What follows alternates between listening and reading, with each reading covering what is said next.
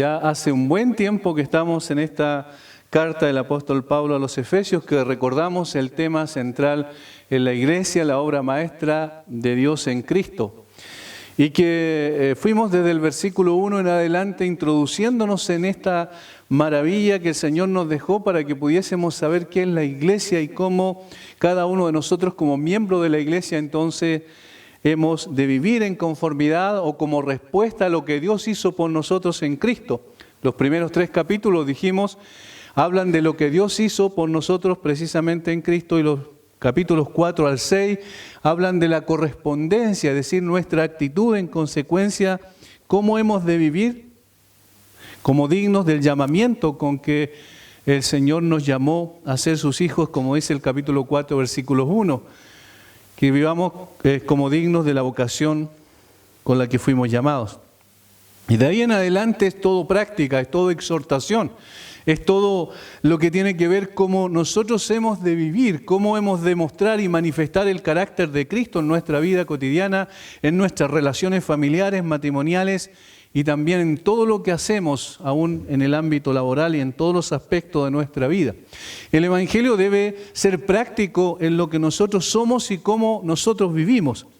Y eso es lo que el apóstol Pablo nos enseña aquí. Y cuando llegamos al capítulo 6, versículos 10 al 20, que es nuestro versículo que estamos analizando de hace un tiempo esta parte, nos encontramos con que el apóstol dice que en medio de la vivencia como creyentes, es decir, de vivir el Evangelio, tenemos una lucha, estamos enfrascados en una guerra con el enemigo de nuestras almas que está dispuesto a atacarnos por todos los flancos y a producir que nosotros nos desviemos del camino y que nosotros podamos ofender a aquel que nos salvó y no honrarlo, no darle la gloria como Él merece. Y entonces Él dice que nos capacita con ciertas armaduras para que podamos luchar en esta guerra, y como hemos visto, y esta armadura obviamente son armas espirituales poderosas en Dios para la destrucción de fortalezas. Y el apóstol Pablo utiliza una metáfora tomada del soldado romano y de lo que él usaba para poder defenderse. Y en el versículo 13 dice, por tanto, tomad toda la armadura de Dios, capítulo 6, versículo 13, para que podáis resistir en el día malo y habiendo acabado todo, estar firmes. Miren lo que dice, el propósito es que podamos resistir y estar firmes. Ese es el mandato. Versículo 14, estad pues firmes. ¿Cómo lo podemos hacer? Tomando y poniéndonos toda la armadura de Dios. Y en primera instancia nosotros vimos, lo primero, ceñidos vuestros lomos con la verdad. La verdad es esencial, el conocimiento de la verdad, que es la misma persona de Cristo y que es la revelación doctrinal que Él ha dejado en su palabra, es la que nos protege, ¿verdad? Y nos ayuda a poder resistir en esta batalla. Lo segundo que vimos fue vestidos con la coraza de justicia, para que nosotros podamos entender de qué se trata. Obviamente, nosotros lo vimos la semana anterior, tiene que ver con la justicia práctica. El Señor nos declara justo en Cristo, por la justicia imputada de Cristo en nosotros, ¿cierto? Allí en la cruz llevó nuestras maldades y Él nos declaró justos a todo aquel que cree en Cristo, como si nunca hubiésemos pecado. El Padre nos ve a través del Señor Jesucristo de esa manera. Pero eso es lo que Dios hizo en nosotros. Pero ahora es una exhortación a colocarnos la coraza de justicia, por tanto tiene que ver con la manera en que nosotros respondemos ante esa justicia legal que Él nos dio en la persona del Señor Jesucristo. Es decir, vivir entonces de acuerdo a esa condición, a esa posición en Cristo. Si somos declarados justos, entonces lo que está diciendo, vivamos de esa manera, como justos en términos prácticos. La verdad, como vimos en la primera pieza de la armadura espiritual del creyente, que es imprescindible para resistir los constantes y sistemáticos ataques del diablo. La verdad doctrinal que le lleva a vivir en integridad. La segunda pieza es la justicia, que no es otra cosa que vivir cada día en obediencia a la voluntad de Dios, procurando la santidad en nuestras vidas como la expresión del carácter de Cristo, no solo en las palabras, sino también en la conducta, en la actitud, en la forma en que nosotros vivimos. En el entendido de que la vida que carece de santidad también carece de gozo, como vimos, carece de frutos, carece de paz y carece de propósito. Y de todas estas cosas y muchas más el enemigo nos quiere privar. Al vivir en santidad o en justicia, manifestando esa justicia de Cristo en nuestras vidas, entonces nosotros podemos defendernos ante los ataques del enemigo. Y la tercera pieza, eso es lo que vamos a ver en el día de hoy, de la armadura, es el Evangelio de la paz. Ese es el tema en cuestión que vamos a tratar y profundizar un poco más en el día de hoy. Versículo 15, y calzados los pies con el apresto del Evangelio de la paz. La metáfora es tomada de las sandalias del soldado.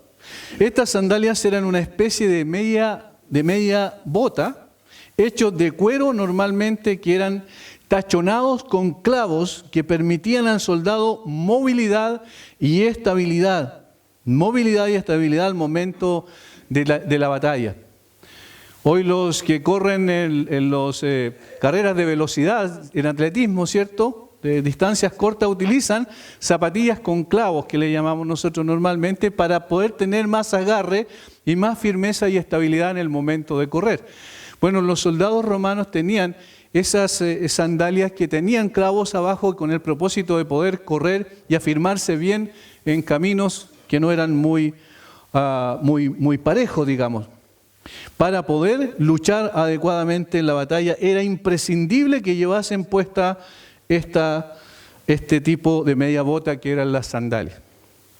El escritor judío del primer siglo, Flavio Josefo, describe las mismas, es decir, estas sandalias, como calzado densamente tachonado con clavos afilados, dice él, con el fin de asegurar un buen agarre.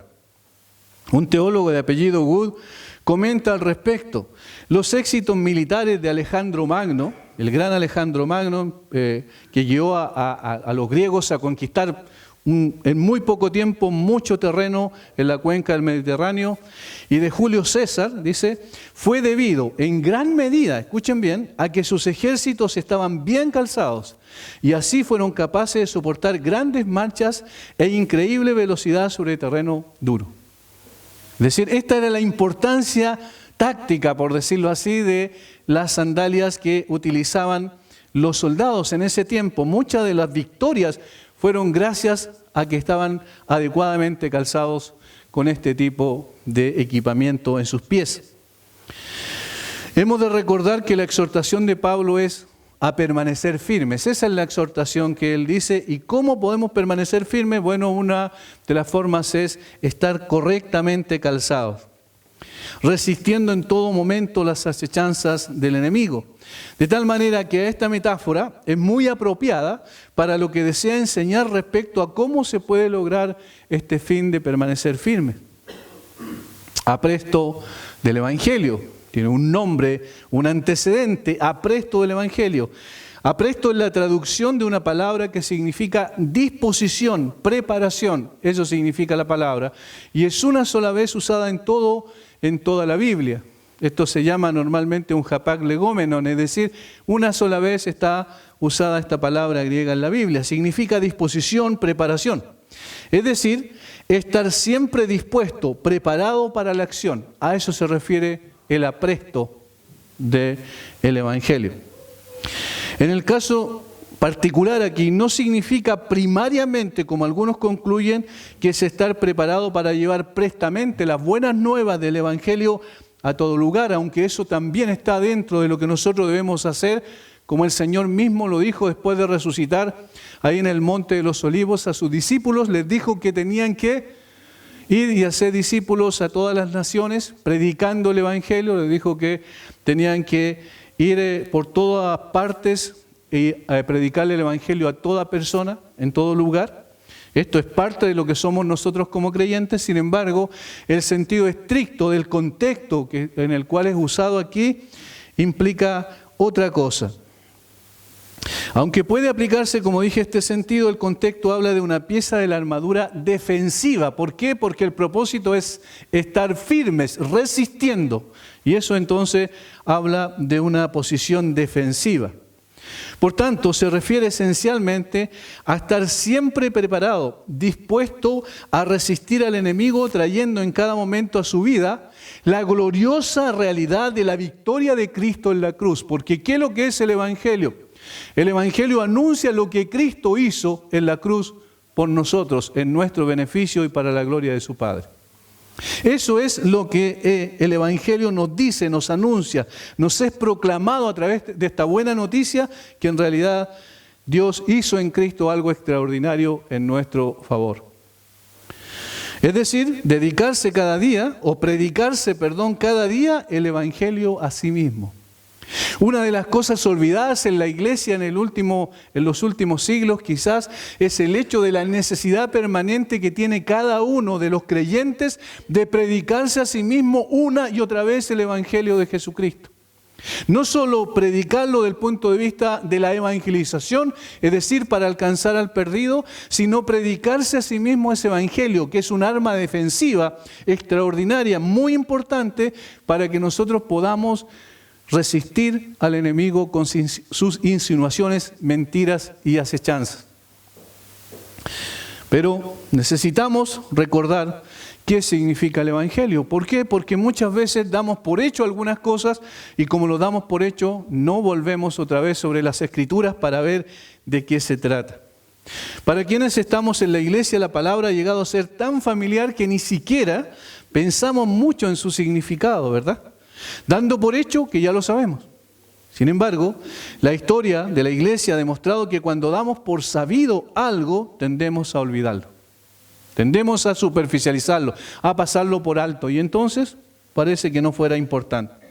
Por ello es bueno echar un vistazo a las Escrituras para responder a la pregunta.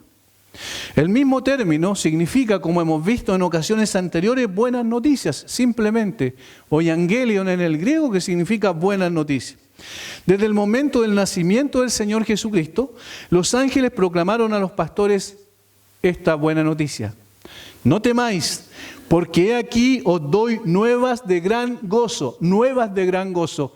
O aquí doy una noticia importante, una noticia que va a provocar gozo en ustedes, Lucas 2:10. Y enseguida dice, ¿cuáles serán estas noticias de gozo?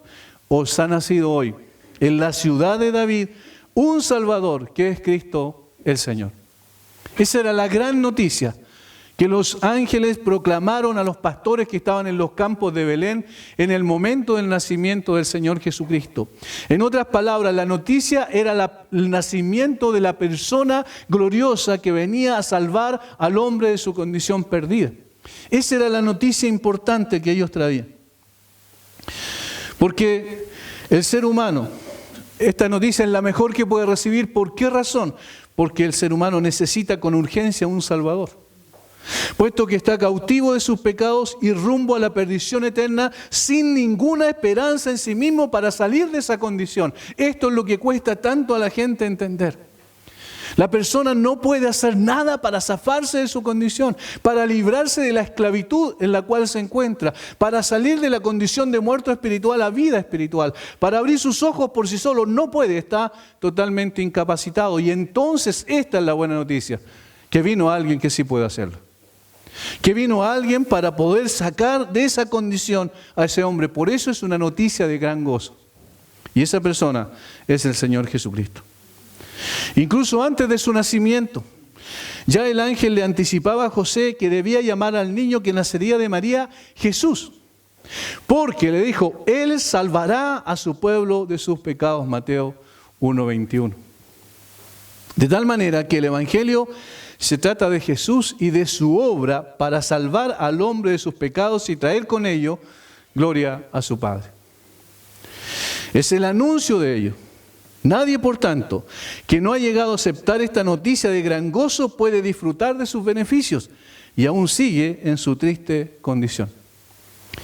Esto, que es una gran noticia para el ser humano, ha sido rechazada por siglos. La gente, cada vez que se llega con este mensaje, la gente lo rechaza. O es indiferente a él, o simplemente pasa como si aquí nunca han escuchado esa buena noticia. Eso es lo trágico, por eso la sociedad está en la condición en la que está. Por eso cada vez más es evidente el deterioro moral y espiritual y social de la gente. Porque rechazan categóricamente esta extraordinaria noticia. El Evangelio no dice tú tienes que hacer algo. El Evangelio dice Cristo hizo lo que tenía que hacer por ti y en tu lugar.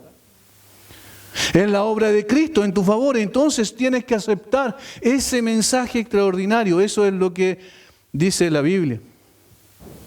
Pero aquí está lo segundo: el Evangelio no solo es para los inconversos, como le llamamos normalmente a las personas que no han aceptado la buena noticia de lo que Dios hizo en Cristo en favor del hombre. El Evangelio es igualmente necesario para los creyentes, y en este caso específico ese es el punto. A eso está apuntando principalmente el apóstol Pablo. El Evangelio es necesario para nosotros los creyentes. Esa creyente a que les habla Pablo cuando le escribe la carta a los Efesios, ¿cierto? Les ordena a ellos calzarse con prontitud el Evangelio inmediatamente para estar preparados, para estar dispuestos a luchar esta guerra espiritual. Son los creyentes que no solo estamos llamados a predicar el Evangelio a otros, sino también a predicarnos el Evangelio a nosotros mismos, cada día, en cada instante de nuestra vida. Nosotros decimos, ¿por qué? Bueno, ahora lo vamos a ver. Si queremos pelear bien la guerra espiritual de la cual Pablo habla aquí, necesitamos estabilidad y movilidad para no ser sorprendidos por el enemigo. Y es el calzado del Evangelio el que nos concede esa posibilidad. Estabilidad y movilidad. ¿Dónde encontramos eso? En la cruz encontramos certeza, firmeza y estabilidad. Ciertamente, Cristo venció en la cruz. Allí tenemos la certeza. Esto es un hecho concluido en el pasado. Es algo que tiene evidencias en las Escrituras. Cristo ya venció en la cruz. Esa es nuestra certeza. Esto afirma nuestras convicciones, porque nos asegura que ya no tenemos que hacer esfuerzos, sacrificios personales e intentar ganarnos el favor de Dios, porque Cristo lo ganó por nosotros.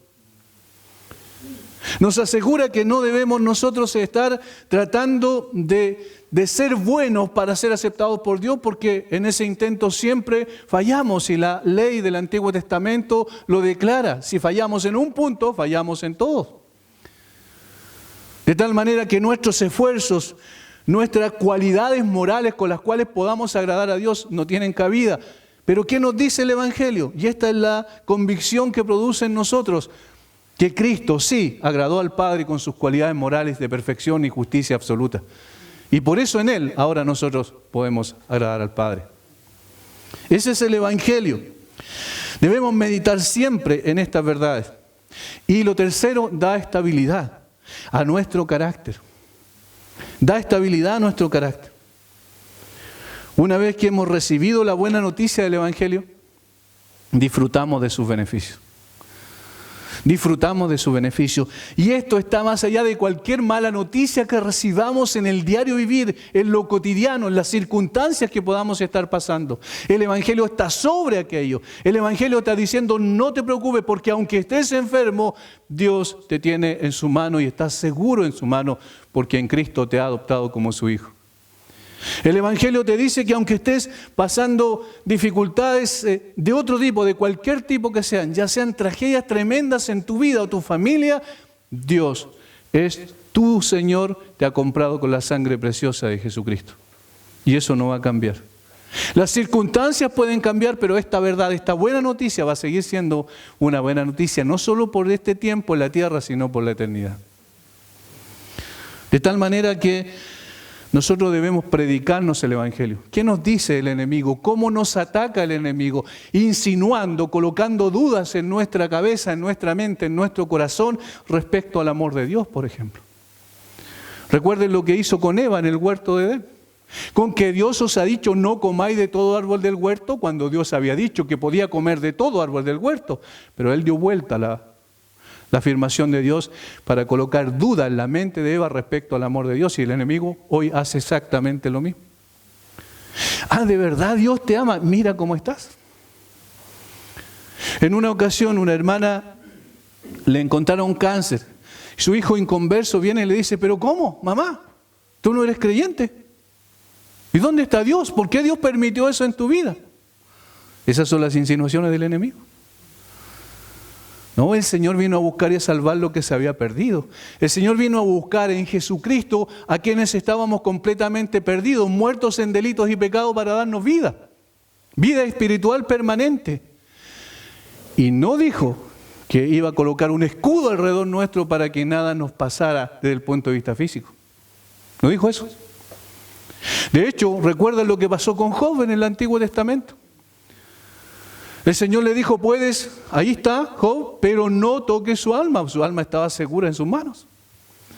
De tal manera que esas insinuaciones que vienen a nuestra cabeza, esas dudas que vienen a nosotros cuando estamos en dificultades, ¿qué es que lo quita de nosotros? Es decir, ¿qué es lo que nos afirma en nuestras convicciones? Es el hecho de que la realidad, la verdad de que Cristo murió por nosotros no va a cambiar jamás. Eso es lo que vuelve la paz al corazón, eso es lo que vuelve el gozo, es lo que vuelve otra vez las certezas a nuestra vida. Hermanos, el Evangelio, allí está el centro de todo lo que nosotros tenemos que saber, está en el Evangelio de Jesucristo. Una vez que hemos recibido la buena noticia del Evangelio, disfrutamos de sus beneficios y aún la aflicción, como dijimos, podemos enfrentar llenos de gozo por causa de la misericordia perdonadora de Dios que nos trae el Evangelio. Alguien dijo, la aflicción es un velo demasiado fino para ocultar el gozo de la buena noticia de Jesucristo. La aflicción es un velo demasiado fino para ocultar el gozo de la buena noticia de Jesucristo. Qué tremendo, qué maravilloso es eso. El Evangelio no es el establecimiento de un sistema religioso legalista que nos da una serie de reglas para cumplir y si no cumples, tú no tienes el favor de Dios. No, ese no es el Evangelio. El Evangelio viene a decirnos lo que Dios hizo en Cristo por nosotros y eso nunca cambiará. Y por eso nos da estabilidad, igual como las sandalias le daban estabilidad al soldado romano para enfrentar la batalla.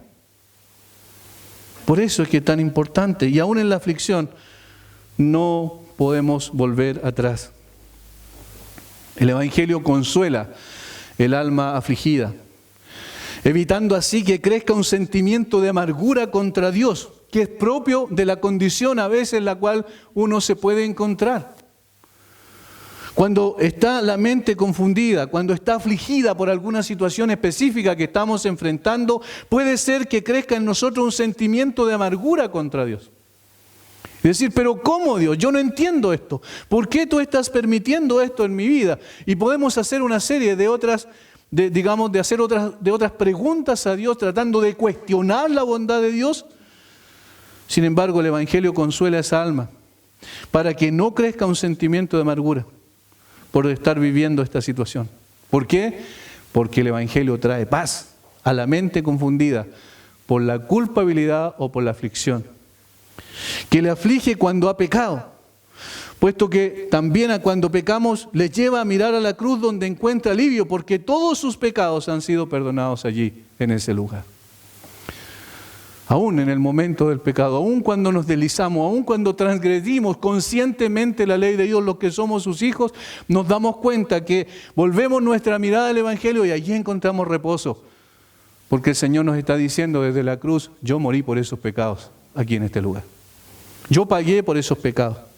Yo recibí la justa ira del Padre en tu lugar para que tú pudieses recibir la paz y el perdón. El Evangelio es el mejor maestro para enseñarnos a perdonar. Porque perdonamos cuando vemos cómo fuimos perdonados en la cruz. Perdonamos cuando miramos la cruz y nos damos cuenta que nosotros no teníamos por qué ser perdonados, no teníamos nada bueno, no teníamos ningún atributo que atrajese la vista de Dios para que hiciese algo por nosotros. Y entonces cuando alguien nos ofende, cuando alguien nos aflige, cuando alguien hace algo en nosotros que nos causa problemas, nosotros miramos a la cruz y decimos, Cristo me perdonó sin yo haber hecho ningún mérito. ¿Por qué entonces tengo que esperar que mi hermano haga algún mérito para yo perdonarlo? ¿Cómo aprendemos a perdonar? Cuando miramos a la cruz de Cristo. Debemos entonces apropiarnos de la verdad del Evangelio para vivir como hombres libres, porque en la cruz Cristo nos hizo libres. Por tanto, debemos rechazar las insinuaciones del enemigo que son contrarias a esta verdad cardinal de las Escrituras. Debemos comprender, hermanos, y no solo en términos intelectuales, sino vivenciales, Que efectivamente el Evangelio haga carne en nosotros, haga vida en nosotros, para que podamos vivir conforme a la voluntad de Dios. El Evangelio nos recuerda que nuestra libertad nunca dependió de nosotros, nunca, sino de lo que Cristo hizo en favor de nosotros. El Evangelio nos recuerda que ningún pecado puede enseñorearse de nosotros para que vivamos como esclavos, porque ya Cristo compró esa libertad en la cruz. He escuchado a veces con tristeza a personas que dicen, ya otra vez va a predicar el Evangelio, otra vez lo mismo.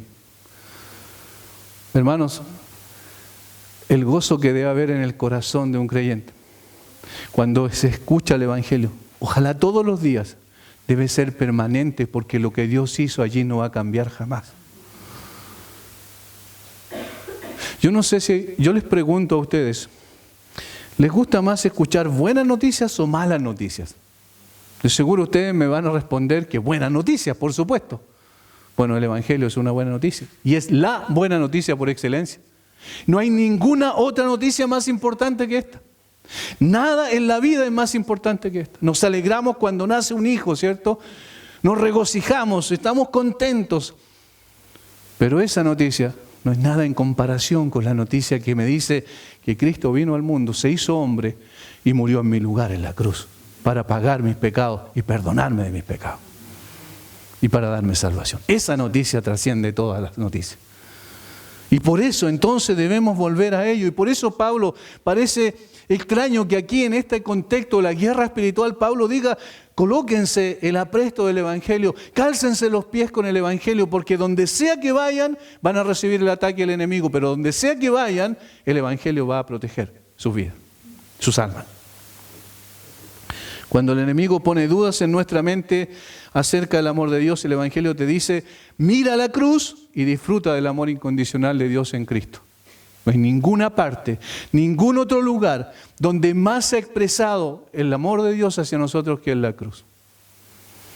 Cuando el enemigo pone en tu corazón el deseo de vengarte de alguien, porque te hizo daño, mira la cruz como Él murió por ti, siendo tú su enemigo, inmerecedor de su amor y compasión. Mira cómo Él te perdonó y perdona a aquel que te hizo daño. Querido hermano, recuerda siempre que las circunstancias no son las que definen el amor de Dios, sino la cruz de Cristo. Por eso cuando estés viviendo situaciones difíciles, mira la cruz, mira a aquel que por el gozo puesto delante de Él sufrió la cruz, menospreciando lo oprobio y se sentó a la diestra del trono de Dios. Mira a tu Salvador y regocíjate en Él. Disfruta de Él. El Señor Jesucristo y su obra en la cruz es lo que debe estar todos los días, yo mismo, por medio de la Escritura, predicándome. Necesitamos eso, necesitamos esa verdad, necesitamos comprender lo que significa el Evangelio para nuestra vida cotidiana. En segundo lugar, el apóstol Pablo responde a otra pregunta. Le llama al Evangelio, en realidad, el Evangelio de la paz. El Evangelio de la paz. ¿Por qué? Porque esta es la esencia del Evangelio. Los creyentes disfrutamos de paz con Dios porque Cristo hizo la paz mediante la sangre de su cruz. Éramos enemigos de Dios. Éramos por naturaleza enemigos de Dios en nuestra mente, haciendo malas obras, dice el apóstol Pablo en Colosenses, pero el Evangelio nos declara que Cristo hizo la paz y nos reconcilió con el Padre. Colosenses 1:20 al 22. En un tiempo éramos objeto de su justa ira, pero el Evangelio nos dice que ahora somos objeto de su misericordia, gracias al sacrificio de Cristo. Dice el Evangelio que un día nosotros mirábamos a Dios en su trono de justicia. Y ahora nos acercamos a Dios, pero a su trono de gracia, por lo que Cristo hizo. Cristo cambió el trono de justicia en un trono de gracia para que nosotros pudiésemos recibir la misericordia y el perdón de Dios. Somos reconciliados con Dios. La paz viene a cada una de las personas que reconocen su condición, saben que son enemigos de Dios, transgresores de su ley una y otra vez, y entonces al colocar la vista, la mirada en el Señor Jesucristo y en la cruz de Cristo, con fe esa persona tiene paz con Dios. Y créeme, hermano y amigo, créeme que no hay nada más importante que estar en paz con Dios. A veces estamos preocupados por no estar en enemistad con el hombre. O sea, puedes estar enemistado con todo el mundo, pero si eres amigo de Dios, porque Él te reconcilió en Cristo con Él, ya no hay nada más de qué preocuparse. Al revés, puedes ser amigo de todo el mundo y todo el mundo te puede aplaudir y todo el mundo te puede recibir y todo el mundo te puede elogiar, pero si eres enemigo de Dios, entonces no tienes ninguna esperanza. Por eso es tan importante el Evangelio. Por eso la paz con Dios es lo que más necesita el hombre en su corazón. No necesitamos un mejor gobierno. Ojalá que sea así, pero no necesitamos eso. No necesitamos mejores condiciones económicas. No necesitamos mejores estructuras sociales. Necesitamos paz con Dios. Y esa paz con Dios la logró Jesucristo en la cruz. Eso es lo más importante.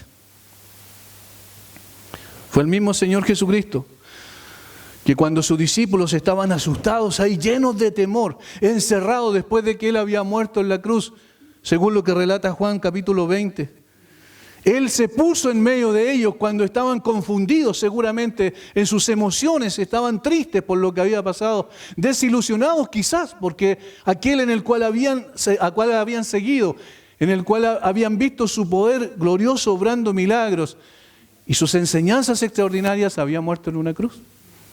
Y ellos no tenían esperanza. Y entonces, ¿qué ocurrió? El Señor Jesucristo se presentó en medio de ellos y le dijo, paz a vosotros. Y esta es la segunda paz de la que el Evangelio también trae consigo, es la paz de Dios. La paz con Dios, Jesucristo la logró en la cruz del Calvario, y la paz de Dios también brota abundantemente de la cruz. La paz de Dios, que esa tranquilidad interna, que a pesar de que todo afuera esté revuelto, a pesar de que todo afuera esté complicado, mantenemos esa paz, esa tranquilidad en el corazón, producto de la consecuencia de lo que Cristo hizo en la cruz por nosotros. Dice, en ese mismo contexto, en Juan capítulo 20, versículos 19, 21, repite 2 veces paz a vosotros. Pero además en el versículo 20, Él dice, y el Señor le mostró las manos y los pies. Y esa es la evidencia de la cruz. Le mostró las manos y los pies como evidencia de su triunfo sobre la muerte. Y eso es lo que dice el Evangelio. Jesucristo triunfó sobre la muerte. Y entonces aún cuando estés muerto, vivirás. Eso es extraordinario. Es el mismo Pablo que dice a los romanos, justificados pues por la fe, tenemos paz para con Dios. ¿Por quién? Por medio de nuestro Señor Jesucristo. Ahí está el Evangelio. En cada página de las Escrituras encontramos el Evangelio. Por esta misma razón es que los creyentes somos embajadores de un mensaje de paz. Somos embajadores en el nombre de Cristo, reconciliados con Dios. El Evangelio es el mensaje que está en el corazón de Dios. El Evangelio es el mensaje que está en el corazón de Dios, que ha sido revelado gloriosamente en su Hijo y que es comprensible por la obra del Espíritu Santo. De tal manera que el Evangelio es el plan de la Trinidad. Solo puede ser apreciado por aquellos en que el Espíritu Santo trae convicción. Por eso es el Evangelio de la paz. Lo que más necesita el hombre es eso. Necesita paz con Dios y necesita la paz de Dios. El apóstol Pablo, cuando le escribe a los filipenses y les habla de una situación quizás de conflicto que se estaba dando aparentemente entre 2 hermanas en el contexto de la iglesia de Filipo, él le dice en el capítulo 4 de Filipenses, versículo 4, regocijaos en el Señor siempre. Otra vez digo, regocijaos, vuestra gentileza sea conocida de todos los hombres, el Señor está cerca. Por nada estéis afanosos. El contexto habla de lo que yo mencioné, de un conflicto quizás entre ellas. Si no sean conocidas vuestras peticiones delante de Dios en toda oración y ruego, con acción de gracias, y la paz de Dios, que sobrepasa todo entendimiento, guardará vuestros corazones y vuestros pensamientos. ¿En quién? En Cristo Jesús. En Cristo Jesús. Esa es la paz de Dios. Que la perdemos a veces porque nos complicamos, porque nuestra mente, nuestros pensamientos comienzan a afligirse por circunstancias que estamos viviendo.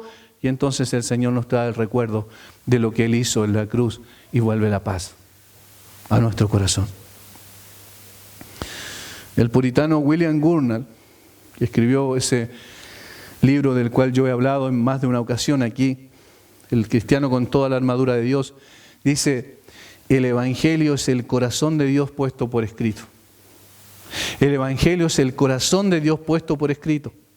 Y sus preciosas promesas son verdades celestiales traducidas al idioma humano. En ella, vemos los propósitos de amor y misericordia acordados por el Padre, el Hijo y el Espíritu Santo, para que Jesús redimiera a la humanidad perdida. Estas promesas se exponen a la vista de nuestra fe para que las creamos, sabiendo que el Padre autorizó a su Hijo a predicar su paz y comprarla con su muerte en la cruz. Finalmente, Dios envió al Espíritu Santo para sellar estas promesas a todos los que crean en las credenciales de Jesús, recibiéndole como Salvador con fe no fingida. Qué glorioso evangelio, el evangelio de la paz. La persona de su Hijo lo hizo posible.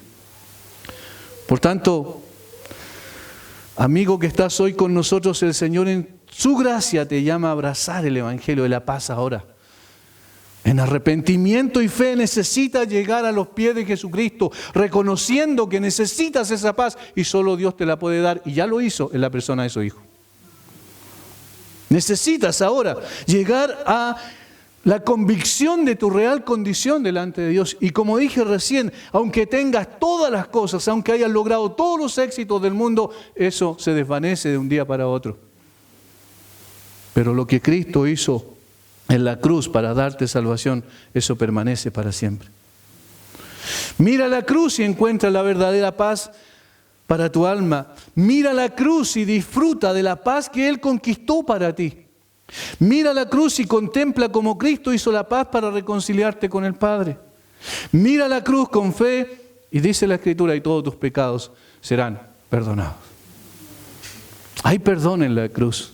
Hay misericordia en la cruz. Hay justicia en la cruz. Hay salvación en la cruz. El Evangelio de Cristo nunca se agotará. Podemos proclamarlo todos los días, podemos predicarlo cada domingo y nunca dejará de agotarse, porque es un tema extraordinario, porque es el mismo corazón de Dios expresado en palabras. Hermanos, la manera más eficaz de defenderse contra el enemigo es predicarse a sí mismo el Evangelio. Cuando nuestras raíces están allí afirmadas, creciendo, profundizando en el Evangelio, nada nos podrá mover, nada. Absolutamente nada. De los que ya somos sus hijos y aquellos que no tienen a Cristo todavía necesitan urgentemente arrepentirse. Necesitan arrepentirse porque Dios manda a todos los hombres en todo lugar a que se arrepientan y a creer en este Evangelio. El Evangelio tiene que ser vida, realidad en nuestro corazón y en nuestra forma en la cual vivimos cada día. El Evangelio es llevado a la familia, el Evangelio es llevado a nuestro trabajo, el Evangelio es llevado a nuestras relaciones interpersonales, el Evangelio es llevado a nuestras situaciones particulares que podemos enfrentar. ¿Por qué? Porque da respuesta a las inquietudes más profundas del corazón humano. Con esto termino. El apóstol Pablo, cuando fue a Corinto, dijo que no fue con excelencia de palabras para que no se haga vana la cruz de Cristo. El apóstol Pablo no fue a hacer un extraordinario discurso de la oratoria que le encantaba a los corintios porque eran de origen griego, que disfrutaban de la capacidad de oratoria que tenían de seducir a la gente con sus palabras y buscaban a uno y otro filósofo para escucharlo con atención. Y podían estar horas escuchando a una persona con una capacidad tremenda de oratoria y de atracción verbal. No, dijo Pablo, yo no voy a ustedes, sino no sabiendo nada, sino a Cristo y a este crucificado. ¿Por qué dijo eso? porque el Evangelio es sabiduría y poder de Dios. Es sabiduría y poder de Dios. Y por eso, prediquémonos todos los días el Evangelio a nosotros mismos, hermanos. Padre, gracias. Gracias por tu palabra. Gracias por ese glorioso Evangelio. Gracias por ese maravilloso Salvador. Gracias por venir a sacarnos de la condición en la cual nos encontrábamos.